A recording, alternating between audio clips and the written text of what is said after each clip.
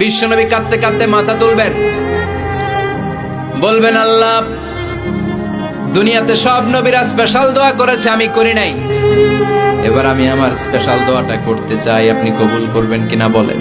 আল্লাহ বলবেন, নবী কি আপনার দোয়া বলেন? বিশ্বনবী বলবেন, আমার একটা উম্মত যার অন্তরের মধ্যে যাররা পরিমাণ ঈমান আছে, একবার আপনারে আল্লাহ বলে ডেকেছে, একবার আমি বিশ্বনবীর উপর দুরূদ পড়েছে, একবার শাহাদাতের বাণী আমার যে গুনাহগার উম্মত দুনিয়ার বুকে থেকে ঘোষণা দিয়েছে, ওই একটা উম্মত যদি জান্নাতে ঢুকতে না পারে, আপনি আমারে জান্নাতে ঢুকাতে পারবেন না।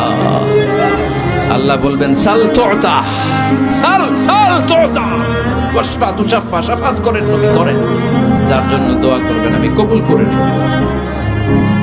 দুনিয়াতে বিশ্বনবী কম কষ্ট সহ্য করে নাই। 3 বছর শিয়াবে আবি তালেবে জেল খেটেছে। কয় বছর? দুর্ভিক্ষের বছরগুলিতে বিশ্বনবীর পেটে দানা পানি ছিল না। কলিজার টুকরা হাসান হুসাইন কই মাছের মতো ছটফট করেছে, জামিনে ক্ষুধার জ্বালায় বেহুশ হয়েছিল।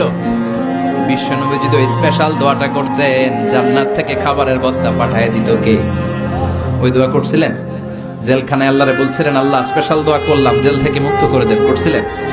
যুদ্ধের ময়দানে নিজের দাঁত ভেঙেছে, উহুদের ময়দান সাক্ষী, বিশ্বনবীর মুবারক রক্তে উহুদের ময়দান রঞ্জিত হয়েছে। সেদিনও বিশ্বনবী ওই দোয়াটা করে নাই। চিল্লায় বলেন ঠিক কিনা?